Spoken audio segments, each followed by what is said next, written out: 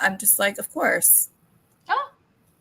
Here we are. Sorry, we're a moment late, everyone. Apparently, the entire planet is on Facebook, but we're to the moon, Allison, so we'll get off the planet. So welcome, everyone, to this live episode. You can tell it's live because we didn't start on time, even though we were both actually early. So hats off to Mary McMyne, return guest, joining me today. We are here to talk about the latest and greatest in speculative fiction, fantasy, romance, and science fiction. And honestly, Mary's new book, A Rose by Any Other Name, covers just about all those. There's no science fiction in here, although some of the stars aspect, reading the star charts, might no, it doesn't qualify. I'm your host, author Allison Martine Hubbard, author of the contemporary romance series The Bourbon Books. I have a new one coming out very, very soon. Look for that. And works of speculative fiction. And I'm joined here today by Mary McMyne, return guest, who's talking about A Rose by Any Other Name, which is historical, a little bit of fantasy, and a lot of bit of romance and some sapphic romance as well. Mary, welcome to the show. Hi, thank you for having me back. Can you tell us a little bit about this book, which we were talking before we started about how to even categorize this, and the delicious slander you achieved of William Shakespeare, who had it coming, quite frankly, with all of his sonnets, and the inspiration for this book, which comes out next Tuesday, you said? This Tuesday, yeah, the 16th. The 16th, yeah. All right. Yeah, so I've always loved the sonnets, and when I was a teenager and I read the sonnets, I got very intrigued by the romantic nature of the fair youth sonnets. And then I read the sonnets the way that my English, the Dark Lady sonnets, the way that my English teacher taught me to read them, which is that they're satire of the Petrarchan sonnets of the period and the cruel fair mistress, and they're not meant to slander the Dark Lady at all. And she's just a construct that he created as a foil to this other person. So I read them that way, and then no one talked about the bisexual nature of the sonnets. I went to college. We read As You Like It and Twelfth Night, and I was like, hey, wait a minute. This is very intriguing. And the sonnets, what's going on here? Yes, exactly. Yeah. And then as I have taught the sonnets, and so I always wanted to read the story behind them, because I felt like there was, we don't know whether any of these characters were inspired by real historical figures. Well, look, there are some people who are arguing over whether or not William Shakespeare was one person or three owls in a trench coat. So it's like, right, let's establish that he's a person, and then we can talk about the people he may or may not have been referencing, but that's kind of the first thing. So at least in your book, he's one dude. You describe his clothes, his hair, the smirks that he smirks at people, and the nonsense, the brothels he visits. I mean, that's really what I would have expected from him anyway. But you go from there and then talk about the people that also existed in this time period. So this one's set in, I had to look at the back, 1591, so a little before my time, but it was Shakespeare's time. And it's kind of the beginning of his career. He's just kind of getting going as he meets this person. And who is the main character here in A Rose by Any Other Name? So who is the main character? Yes. Like, you want to talk about Rose? Talk about Rose Rush. Ruche? I can't pronounce that. It's Rose Rush. Rose But okay, so basically, she is a woman who has grown up on the southeast coast of England, and she comes from the sonnets, so we know a few things about her from the sonnets. So I created her based on the details we know. So she's raven-eyed and raven-haired. She plays the virginal, and when she was with Shakespeare, she broke a bed vow of some sort, so she had to be married whenever he met her. And then he says that she's cruel. She has all this power over him. He slanders her morality. And so, like, I always wondered who this person was, that if she was real, like, who in the world could have inspired this? And what would she have told as her story, rather than these kind of cruel, misogynistic sonnets that he wrote about her? So she wants to be a musician. She is growing up in this pretty rural area of England, and all she wants is to go to London and be a musician. And she says, there's there's a painter in the Queen's court who's a female, there's and there are musicians there. Like, why can't there be a woman musician? I want to do it. Yeah.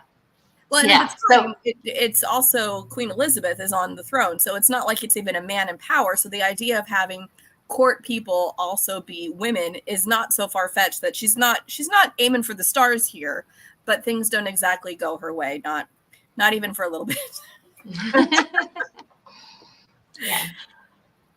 So go ahead and how does she end up with Shakespeare? I don't want to spoil the entire plot, but she meets him fairly early. Sure. So she's not getting to court the way she wants to. No, yeah. So her and her family are accused of witchcraft, and they have to flee to London. And her aim, when she gets to London, she has found out that her mother's family runs a brothel in London. Her mother has always been really secretive about her family, and she's found out that, and she knows she knows some clues about her mother's last name. So she's basically going through London, through the outer districts, looking for the brothel. And obviously that is a strange thing for a couple of women to be doing. And so one day they wander into a brothel in Shoreditch, and who should they meet but Will Shakespeare, Kit Marlowe, and an unidentified collaborator on Titus Andronicus arguing over the play. And of all plays, Titus Andronicus, like the one that most people go, have you seen that one? Maybe skip that one. As far as some of the stuff that happens, I remember I had not seen it until the Julie Taymor, I can't pronounce her last name, until that came out, and I was like, yeah, she's amazing. She's directed all these things. That was scarring me, but that's fine. It's not like exactly Romeo and Juliet or As You Like It. No, in terms of what happens. It is not. No. Yeah. So she stumbles upon that conversation, and Will is immediately intrigued by this. To go looking for the brothels, they dress up like they belong in those districts. And so Will is very intrigued by this apparent noblewoman who speaks like she's a minor noblewoman, but she speaks like a noblewoman. She's clearly educated, and she has like a musical voice. And then but she's in a brothel, like dressed up like a courtesan of some sort. Yeah. So he's interested, and that's how they meet. Well, and you have so many elements in this that you're world building. And I think one of the things people kind of forget with historical fiction is that world building is so key to developing this time period that it really is as much a fantasy world because it's so different from ours. So I'm sitting there, you're describing all these different instruments. I'm like, I have never played the virginal. I don't know what one is. I'm sitting there going, I don't know what this is. And some of the different instruments and then some of the things that they're doing. So like there were things that they were putting on their faces to lighten it. I'm going, that's probably poison because everything we use, her stuff was poison. Yeah. It's like something of Saturn. I don't remember the specific name, but it was like, I don't think it came from Saturn, but it's probably just plain old arsenic. I don't know what we were using because I know later it's just plain old arsenic going, that's not maybe what we should be putting on our face to make ourselves look cheery, not dead, or kind of half dead if you've got the poison on your face. You never really know. But yeah, it did damage to their faces later on. But that's fine. Any price for beauty, it's totally fine. But you keep saying they. Who is the other person that is going around with Mary? Because it's not her mom. Her mom is like, I'm not even going to tell you my last name, kid. Good luck.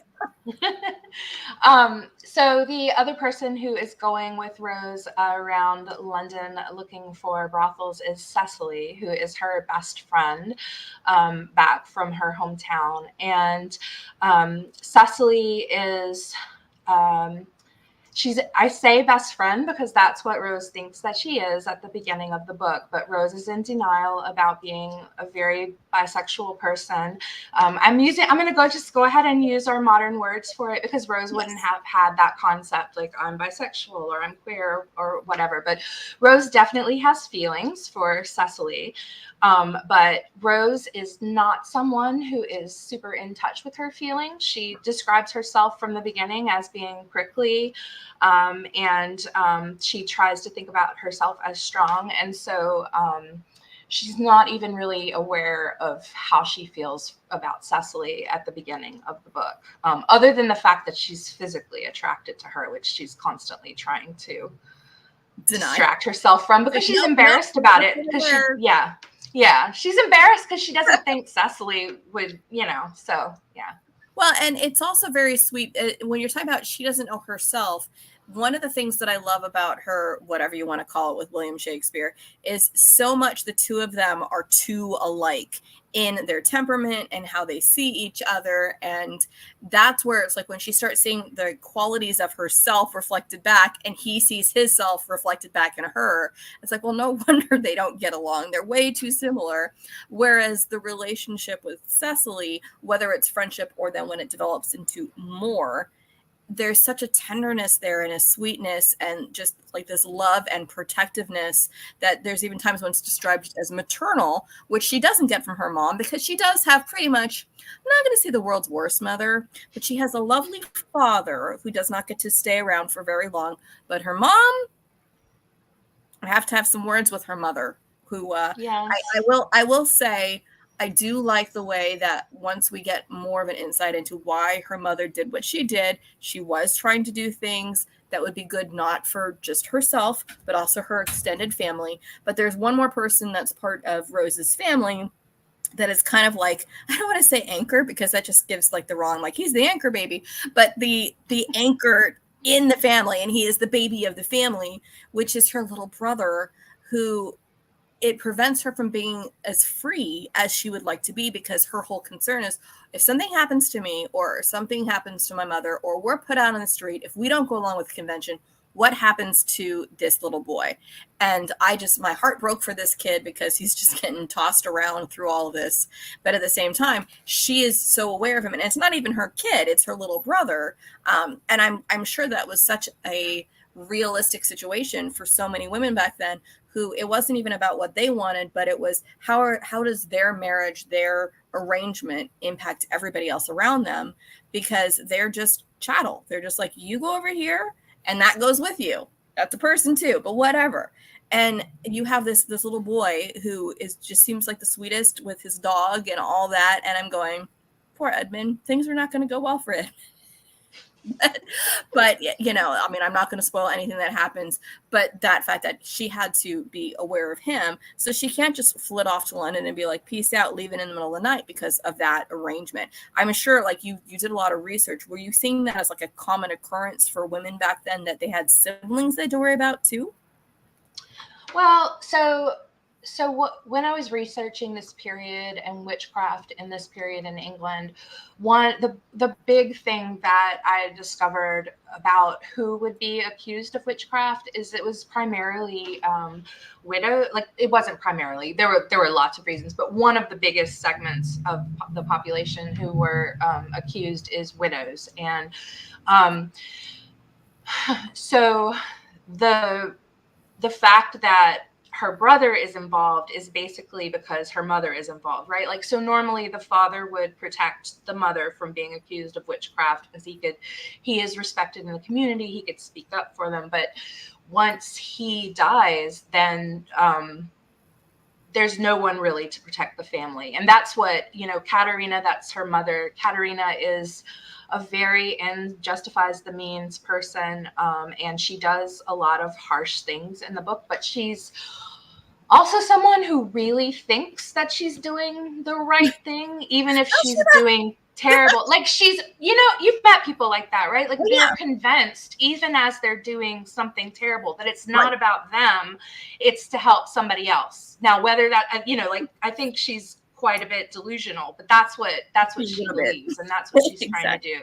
But yeah, so women had to, they had in those situations where there wasn't a man, that's who got accused. And I think, yes, you had to consider your whole family. I mean, most people couldn't reject marriage proposals because so many people would be affected by it, and where would they go if not? But I think Rose is a very independent person, and I do think people like that existed in the Elizabethan era, and they were often found like on the fringes of society, like making their own way, whether they like owned brothels or whether they were yeah, there's women who like you know, lived and they ran their own farms, but you know, didn't get accused of witchcraft. So all those things happened, but it was very difficult to find yourself in those situations and to get into them.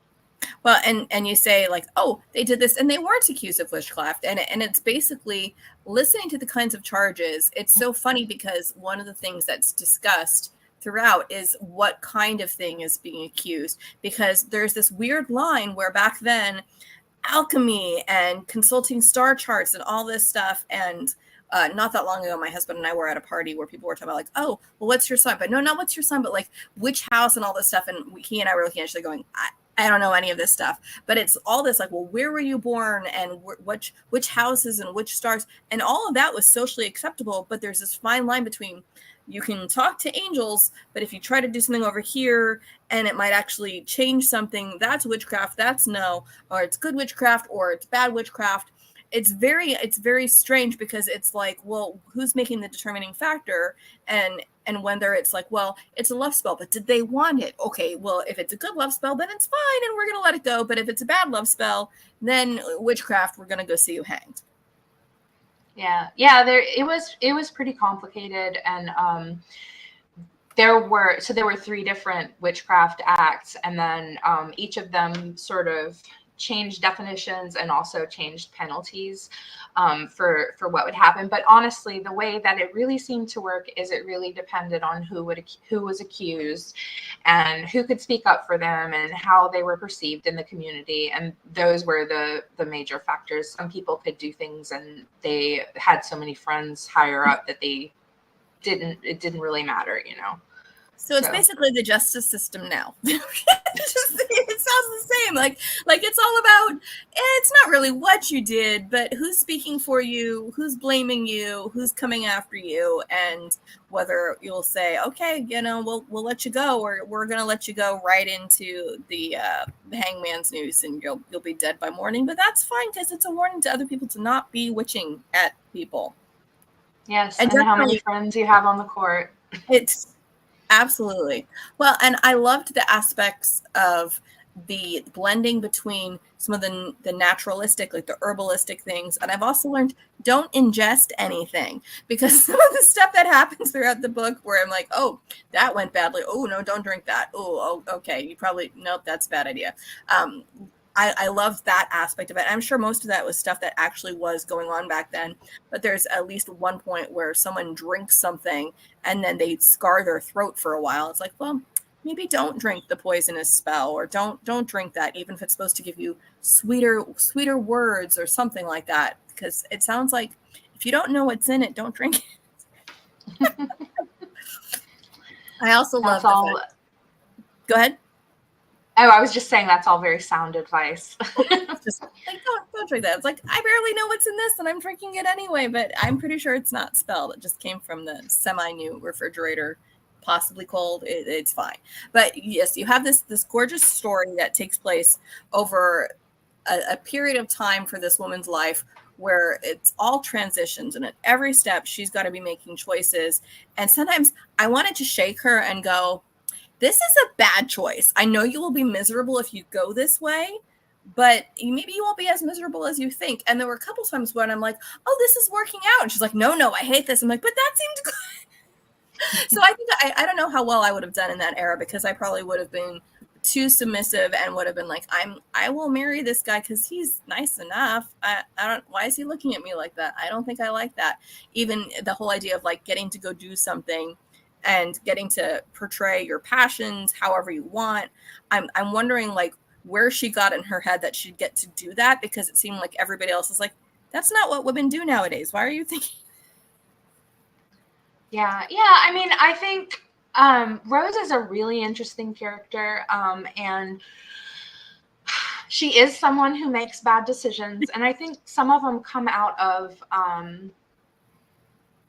a sense of recklessness and fury that she's in the situation that she's in, I think. And also part of it is that she doesn't fully understand why she's so against marriage and being this, being with, she's in talks to marry two different men in the book, and she is just like dead set against it and wants to sabotage everything pretty much at any cost, and kind of deludes herself that like making just doing little bitty things that seem a little reckless, like it'll put him off, and then they'll have to find another guy, and it'll take more time.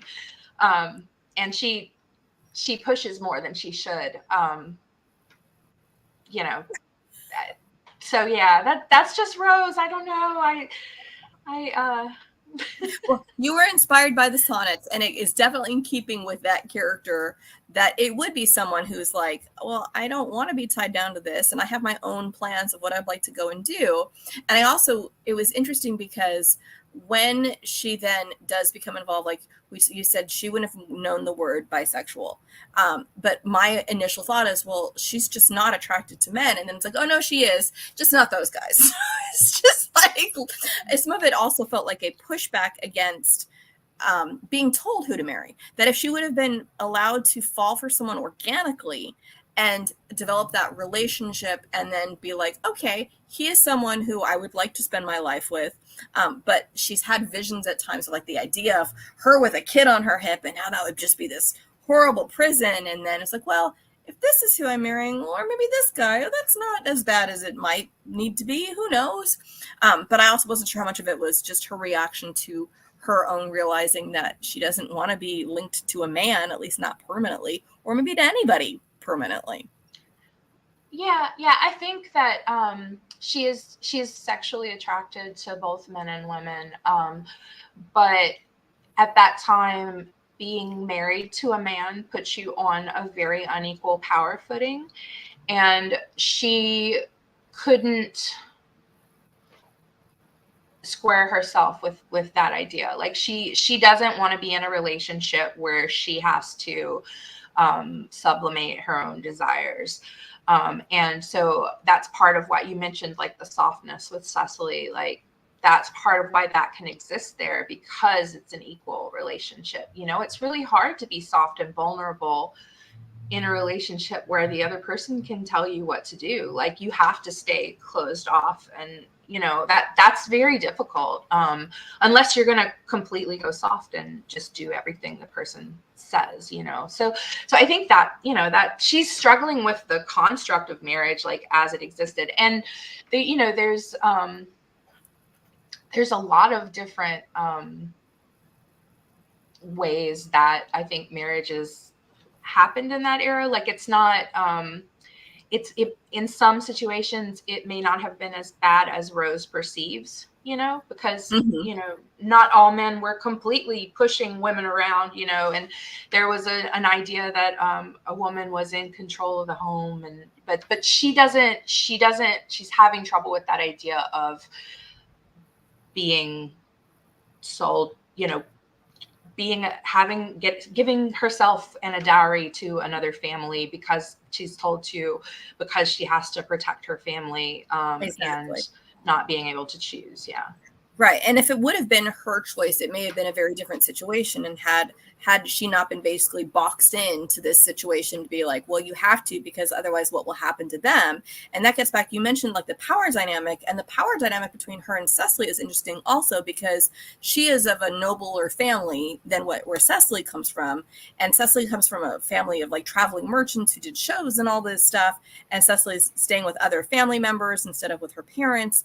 And so at a certain point in time, Cecily is actually acting as her servant, because that's what's accepted. Well, coming from her place, she must be a servant instead of an equal or part of the family or extended cousin or something. Like that's what she had to do. So the whole idea of like everybody has to have a station, and you have to at least pretend to be in that station even if you're not. And then like you said, like the whole idea of she had to do this, she was getting boxed into it versus getting to choose to fall in love. Like if she would have gotten to go to court and meet somebody and fall in love that way versus, well, you need to provide for your mom over here and your little brother and the dog. I do care quite a bit about the dog. So I appreciate that at different points in time, she's like, we need to go somewhere where the dog has a yard. And as an animal lover, I'm glad that we were really worried about whether the dog has a yard. Despite the fact I did laugh very hard when they're like, and then they accuse the dog of being her familiar. Wait, what? Oh, yeah. The accuser, like, it's a sheepdog. Of course it's loyal. It's supposed to be loyal. That's what sheepdogs do. It's like, it must be bewitched. It's like, no, dog. Have you not met a dog? Dogs do that. That's what they're supposed to do. But could be a sign of witchcraft that the dog listens to her commands. But Yeah. but I enjoyed that. I'm like, it's a sheepdog. I don't think he's doing anything all that weird. But we also had the different stations when she's starting to do some of her own stuff later, of trying to help and earn some kind of keep with women from higher stations, lower stations, and there's no discrimination there. But even how people would have found out about her, to be able to go to a quiet place, to be able to say, I need some kind of spell to ease my pain or to break this curse or to do something. I'm assuming that kind of stuff happened back then, but it just wasn't talked about because everybody's like, hush, hush, you can't even tell them that I came here, kind of thing. Yeah.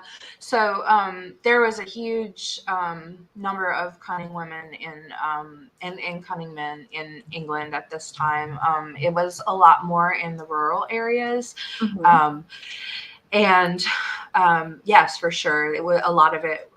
Primarily, it's mostly women who had come to them, but also, you'd have other clientele as well. And a lot of it was healing. A lot of it was finding spells. So if you lost something, you would go to the village healing woman or wise woman or cunning woman, and you would ask that. And the interesting thing that I find about it is that this is a time in England when there's that sort of magic. There's a perception that magic is real, but it's blending with Christian religion. And so if you look at grimoires and magic notebooks from this period, you will see that they have Latin words, nonsense words, magic circles with angels' names written in them. There's herbs that are supposed to be used to do different things, but herbcraft would also have sorts of prayers. A lot of times it was Catholic prayers, even though no one was supposed to be Catholic anymore at this particular time. Certainly not Rose's mom. Nope. She is not at all Catholic. Well, and you made a note of that in your author's note. So when you guys read this, make sure you do read the author's note, because there's a lot of interesting stuff about, where you got the ideas from. But I saw the, the combination of like the Protestant, the Anglican church, and then the Catholic church, and then blended in with this, this guy over here, he talks to angels, and that seems to be all right. But then the idea of like, okay, so some of the lines are being crossed, and like, I don't know which would be worse at that era, being accused of witchcraft or being accused of being a Catholic, because both of them were like, no, we're not doing either of those things here in England right now. Right. Yeah. I don't know which was worst either. And sometimes they were blended together. Pretty much all this, and especially when you get into the Latin, because one of the things I know she's always saying is like, she's saying tranquilo, so like, and some of the words I'm like, I have a feeling whatever this word is not a nice word, because it's only being thrown at people. Like there's a word that's like tradice. I don't know what that means, but I probably just said a bad thing. Please don't censor me, YouTube. I don't know what it means. It's traitor. Is that what it means? Yeah. Well, look at it. It looks like it sounds too close to tradition for it to be something bad. That's every time I read it, like, I'm calling you. Some of the other words that start with P, I knew enough Spanish to know that was a bad word. So I'm not going to repeat that one for any of my Spanish speaking or any Latinate speaking viewers to insult you. But some of them are Latin for other insulting words. But yes, her mother was using those a lot. And the whole idea of her coming from a different background, and then her background being one that she won't even talk about, compared to Rose's father's side. I don't know who the villain of the book was specifically, but I'm going to go with the grandmother, just because this person. So Rose is on this trajectory of wanting what she wants in life, and circumstances keep conspiring to not let her have what she wants. And the people who act against her or who force her into things aren't necessarily doing things out of malice, but I pretty much hate her uncle. It's that father's side, and how they didn't even want her parents to have gotten married, but then they did. And then when her father passes away, instead of it being like, okay, we will help and support you, everything kind of spins out of control and gets worse from there. So that was one of those things where I'm like, is this something where it's an issue of racism? Is it anti-Catholicism? Is it some kind of xenophobia? Or was it just she wasn't from the right class? Or is it just a bit of all of those reasons to just be awful at people? And the idea of looking at your son's widow and grandchildren and be like, I'm not going to do anything to help you, even though we totally could. Why are people like that? I don't know, but when I was reading about witchcraft in this era, like that was the number, you kept seeing women who were widows, and then the family just turned against them, and they would accuse them to try to get something back. That the whole plot about how they got accused of witchcraft is completely taken out of just historical reading. Like, it's a pretty plausible thing, unfortunately. And this was also a very xenophobic time in England as well. So yeah, I think it's all of those things for sure. Well, and reading it just made me realize, like, at certain times in history, and probably still now too, that just someone accusing you, like, if you have something that they want, all they have to do is be like witchcraft. And if they're the ones in power and you don't have the power, and the one person who's legally designated the male of the household, the one male of the household is a like 8-year-old boy, and or maybe 5. He's little. And there's a dog. That's all they've got. The dog is also a boy. I don't think he has any legal standing because he's a dog. But other than that, they don't have anybody legally who can stand up for them. So they just are looking for these shelters and storms, and who has the power, who can protect them. And it just gave me such tension reading the whole time, because even though I go, okay, she can get through this, knowing that it was always dependent on somebody else's whim, it's so anxiety inducing. And I cannot imagine living under that kind of mentality where you go, my life is really never going to be mine because I'm always at this person's whim. And if you piss off Shakespeare, it's going to go bad too. Like that kind of thing. Like, if you piss off the wrong person, you are going to end up with people accusing you of things that you would rather not be accused of. Yeah. It's definitely a difficult, it must have been so difficult to be a woman in that era. It's interesting though, because there were women who were living independently, but they're doing things like, there are 2 women who live independently in the novel. It's the women who own the brothel, Yes. And they actually have freedom, but because they're independently financially solvent, and I don't want to like reveal anything about this, but the woman who runs it is married, but it's married on paper just to like get the courts off of her back. And then because they have that business, they're free, and they don't have to depend on anyone. They don't have to worry about pissing off anybody else. And like, when I was reading about this era, I was like, man. So if I was back then, apparently I would want to own a brothel, because that seems to be like the best business venture. And you think about it, it does make sense, because the guys want to keep the brothel open. They're the patrons. Right. So of course they're not going to be like, let's accuse them of witchcraft, because then where are we going to go and have, the festive music playing and make merry? Right. Because that's all that happens at brothels, right? Yeah. And that's historical too. Just that, there were women who owned brothels on the outsides of London. They were not legal to run inside the city, but on the outskirts they were there. They're with like the theaters over there.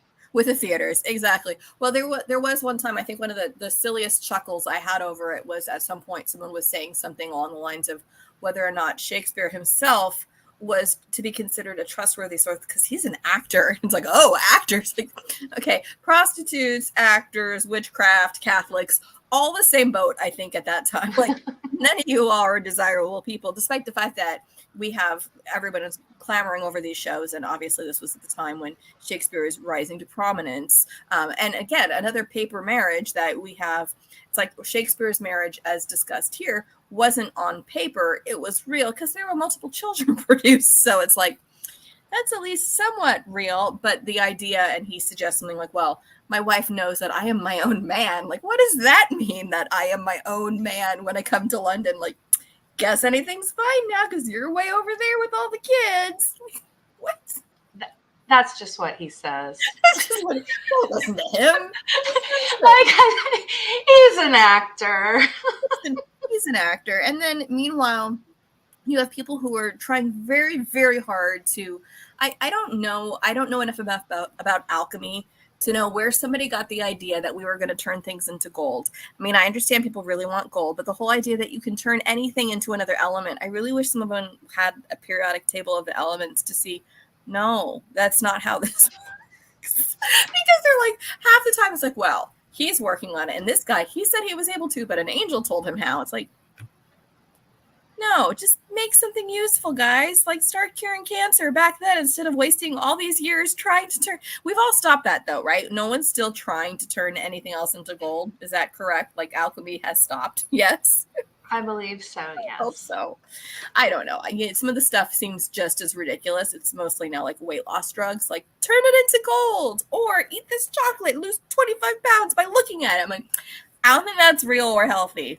I don't think we should do that. Even if an angel told you to, I think we should probably skip it. So Mary, this is your third full-length novel that's come out. Is that right? Because I know. No, it's my second. Your second? Okay, but was the first book that you came on for the Book of Gothel? Uh-huh. And then before that, though, you'd also written, was it Chapbook of Poetry? Because I know you had yeah. That's what I was thinking. I haven't read that one, so I was going to ask, what are you working on now? And is it something that's historically driven like these two? Because both of those have a little bit of magic, and we're kind of talking like historical fiction with a little bit of fantasy elements in it, but it's very grounded because it's kind of through the lens of the historical fiction, as opposed to like there are no fairies running around in here. There's actors and brothels, but no fairies. Yeah. So I don't want to say too much, but I just turned in a book proposal about the legend of Robert Kirk, he is this minister and famous folklorist from late 17th century Scotland who wrote a book called The Secret Commonwealth of Elves, Fauns, and Fairies. And it is a book about the belief in the Highlands that people could have second sight, and the Sidhe, which are these more malevolent versions of fairies than we currently think of. And you're saying she, and is that the one that's spelled like the Sidhe? And I always look at that and don't know what to do with it. That's how. That's the Irish spelling. The Scottish is Sith. But yeah, so those are they basically live under the mounds, or they live in like a shadow world. Just that exists alongside ours. And so he wrote a book basically trying to document all of the folklore about that in Scotland. And he was obsessed with them. He was writing this book, and then he sent it off to his friends in London in the Royal Society. And then he had a habit of taking a turn on the nearby fairy hill in his nightshirt every evening. And like, that's when it was supposed to be the most thin and you could like see the fairies. And one night he didn't come back from his stroll. What? What? But he does it in his jammies, because you said in his nightshirt. Like what? Yes. That's what Andrew Lang said when he did his Why is he not just going for the clothes? Especially if he thinks he's going to go through the veil. You probably want to be wearing shoes.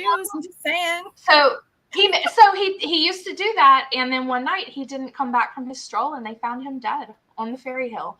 And the legend is that the fairies took him. So that's the story. So basically, I'm writing it from the perspective of the woman who married him 2 years before that. And following her as he's writing this book that is, the idea is if you talk about the fairies, they're going to take their revenge on you. You're not supposed to tell their secrets. So his idea that he's going to document all of this, like for, he wanted to convince people that spirits were real. This is like at the beginning of the Enlightenment. So he's trying to stop people from not believing in God and all the coffee houses in London. So that's the book that I just turned in a proposal on. So it's similar. Well, I love it. I especially love that you say it's like the woman who married him 2 years ago. Like, did she have any idea what she was getting into? It's like, what does your husband do? Well, he runs around in his nightshirts looking for fairies, but the fairies might just take him away. It's like my brain, when you said Highlands, my brain goes to the Highlander, and they're supposed to be doing a reboot with Henry Cavill. I'm like, oh, I'd watch that. But then when you also talk about like the Under the Hills, and I'm thinking, I know you said Scotland, but my brain goes to Darby O'Gill and the little people, and the little people have gotten him. But those are leprechauns, totally different. Irish stuff, different than Scottish stuff. I'm sure it's a completely different group of things that may or may not exist, taking him away in his nightshirt. But I'm excited to read that. I hope the proposal gets snapped up instantly, and you'll be writing in no time. And right now, you have 1 week to be pushing this everywhere. So you'll see me continue posting about this, so people know your lovely book. Best way to get this, I'm assuming any retailer, if there's one that has any kind of special anything, feel free to plug that. Yeah, you can basically, I mean, you can get it anywhere books are sold, any bookstore. You can buy it through Hachette. On my website, there are links to the bookstore that is hosting my launch event. And if you order from there, you can get signed copies. Oh, definitely do that, because I saw your launch event is coming. I'm like, that is awesome. And you can see scrolling below. So Mary's website's there, so it's easy to go find it. And it's just her name. So marymcmyne.com. And yeah, it looks like mine, but I learned that's not how you pronounce it. So Mary, thank you so much for joining us today. I'm so glad that I got a chance to read this. Thank you for the advanced copy that I got to read it ahead of time, because it's not even out yet, and I got to read it. So I'm very special that way. And I would love to hear how that proposal goes, and rate and get that done. And hopefully, let's none of us go run around in our nightshirts, okay? Because you never know who's going to take us away. It could be William Shakespeare or a dog that might be a familiar. You never know. Thank you, Mary. We'll see you guys next time. If you're watching this YouTube, make sure you like and subscribe. And I'm going to be back tomorrow because it's our 4-year Vox Vomitus Voxversary. So I'll be celebrating with my co-host, Jennifer Ann Gordon, as we celebrate 4 years of shenanigans live on the air. So thank you. We'll see you next time. Congratulations. Oh, All right, bye. Bye.